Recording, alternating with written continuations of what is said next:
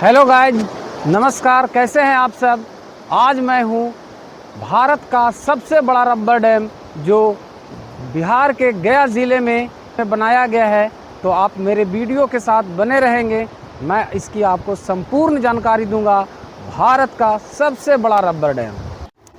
तो चलिए मैं आपको सारी जानकारी बताता हूँ कि आप अपने अपने शहरों से अपने अपने जगहों से यहाँ पे कैसे आ सकते हैं, कैसे घूम सकते हैं, और यहाँ पे आने के बाद आप कौन कौन सी ऐसी जगह है जिसको आप एक्सप्लोर कर सकते हैं और घूम सकते हैं। क्योंकि गया एक ऐतिहासिक जगह है और यहाँ पर आने के बाद आपको बहुत सारी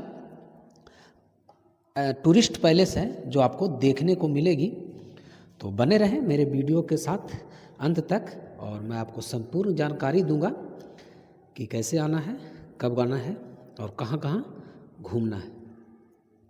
तो देखिए मैं शुरुआत कर रहा हूँ। ये गया जी डैम के नाम से भी जाना जाता है, जो भारत का सबसे बड़ा रबर डैम है और बिहार के गया ज़िले में, गया शहर में ही फल्गु नदी के पर बनाया गया है। और ये जो फल्गु नदी है वो झारखंड राज्य से निकलती है, जो हजारीबाग ज़िले वहीं पे पठारी क्षेत्र या पहाड़ी क्षेत्र है कह सकते हैं, वहाँ से ये जो निकलती है। और ये बिहार में ही अधिकतर इसका फ्लो होता है, बिहार में ही बहती है और अंत में जाके गंगा के किनारे, यानी गंगा में पूरी तरह से नहीं मिलती है, जो मोकामा है, टाल बोलते हैं, वहीं पे ये फैल जाती है। तो गया जी डैम, ये जल संसाधन विभाग बिहार, आप देख सकते हैं आज भीड़ भी बहुत ज़्यादा है क्योंकि आज संडे है। तो संडे को ऐसे भी ऑफिशियल छुट्टी रहती है और लोग आते हैं घूमने के लिए दूर दूर से, तो भीड़ बहुत ज़्यादा है। और अब हम पुल की तरफ चलेंगे और इस पार से उस पार तक आपको सारा नज़ारा दिखाएंगे और उस पार भी आप क्या जा सकते हैं।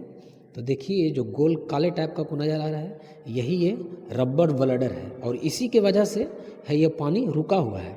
देख सकते हैं आगे ये खुला हुआ भी है, क्योंकि पानी स्टॉक करने की भी ज़रूरत शायद नहीं है या ज़्यादा हो जाता है तो ये रबर जो ब्लडर है इसको, इसमें से हवा को निकाल दिया जाता है और ये पिचक जाता है तो ये पानी निकल जाता है। और जब स्टॉक करने रहती है तो हवा भर दिया जाता है और ये पूरा तरह से फैल जाता है। आप देख रहे होंगे काले काले नज़र आ रहे हैं। इस पुल में जो 5 पिलर बनाए गए हैं और 5 पिलर में ये पाँचों रबर ब्लडर को अति किया गया है। और ये ऊपर का नज़ारा है पानी, क्योंकि एक ही अभी खुला हुआ है तो पानी कुछ भरा भरा सा नज़र आ रहा है, देख सकते हैं।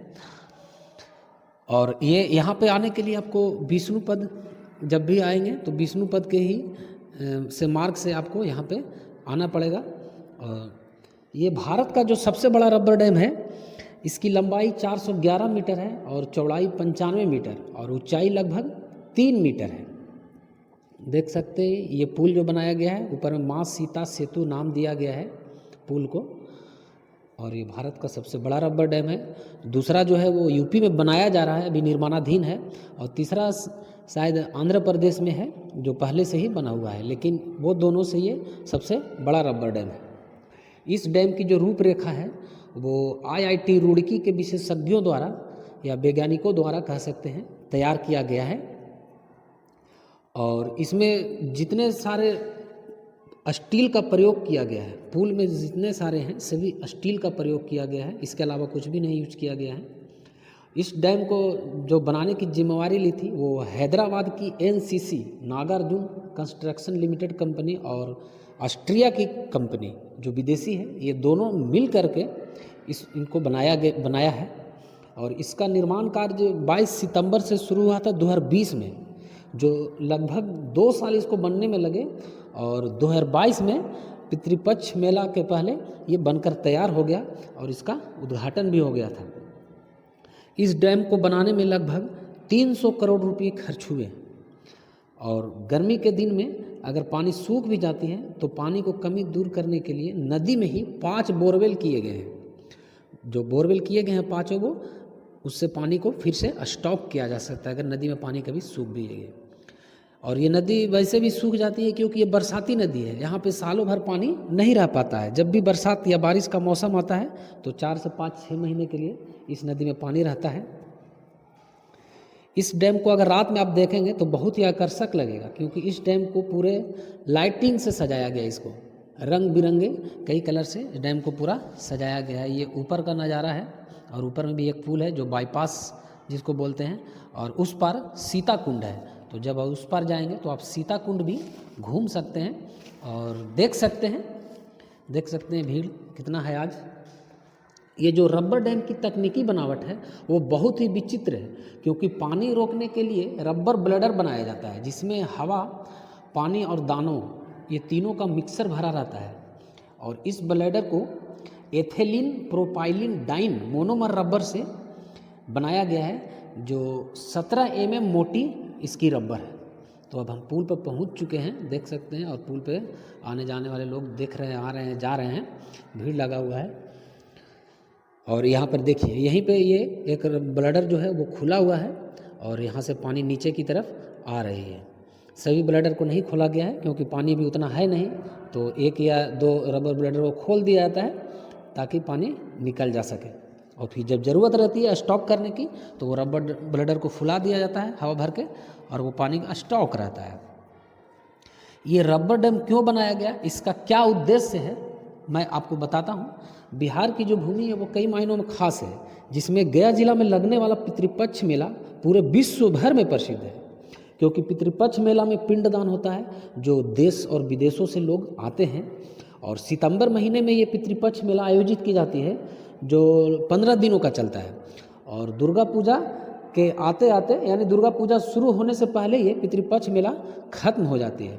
लेकिन इस दौरान जब पिंड दान करने के लिए आते थे लोग, तो फल्गु नदी में पानी सूख जाता था, जिससे पिंड दान करने में लोगों को परेशानी होती थी, स्नान करने में भी परेशानी होती थी।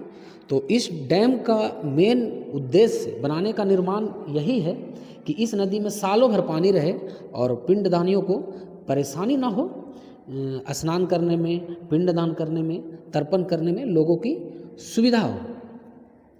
तो आप जब भी गया आएँ तो इस रबर डैम को ज़रूर देखें, और अगर यहाँ पे जब आ रहे हैं तो गया की यात्रा बना रहे हैं तो 1 से 2 दिन का यहाँ पर टाइम लें और पूरा सारी जगह इसको घूमें, क्योंकि इसके अलावा पर यहीं पे एक विष्णुपद मंदिर है जो वो भी फेमस है, प्रसिद्ध है पूरे भारत में, और वहाँ भी विष्णुपद मंदिर में जाके आप विष्णु भगवान के चरण का दर्शन कर सकते हैं, देख सकते हैं।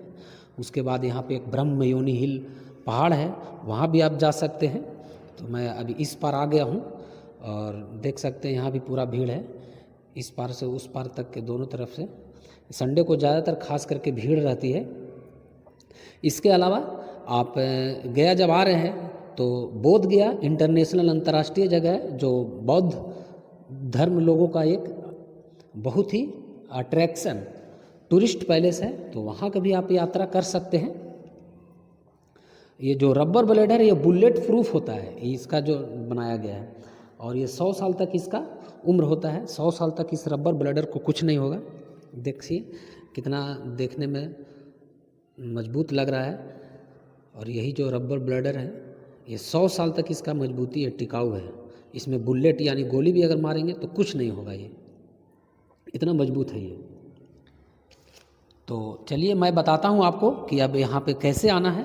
तो आप अपने शहरों से कहीं से भी ट्रेन सर्च कर लीजिए। अगर ट्रेन से यात्रा करना है तो गया जंक्शन है जो रेलवे स्टेशन, आपको अपने अपने मुख्य शहरों से मिल जाएगी, और गया जंक्शन आने के बाद वहाँ से 3 से 4 किलोमीटर पड़ेगा, आप यहाँ तक पहुँच सकते हैं। अगर हवाई यात्रा करना चाहते हैं तो हवाई यात्रा करने के लिए गया इंटरनेशनल हवाई अड्डा है जो आपको मुख्य शहरों से वो भी मिल जाएगी, और हवाई अड्डा से गया हवाई अड्डा से आपको लगभग 4 से 5 किलोमीटर पड़ेगा, आप यहाँ आ सकते हैं। अगर आप सड़क यात्रा कर सकते हैं तो अपने अपने जगह से NH2 जो नेशनल हाईवे दिल्ली और कोलकाता जो मार्ग है मेन, उस रास्ते को आप पकड़ लीजिए, और गया एक जगह, गया जिला जो है वहाँ पर एक डोभी नामक जगह है, डोभी से आप फिर गया शहर के लिए 30 किलोमीटर आइए, और फिर वहाँ से आप यहाँ पे आ सकते हैं, ज़्यादा दूरी नहीं पड़ेगा। तो अगर आप नए हैं तो चैनल को सब्सक्राइब कर दें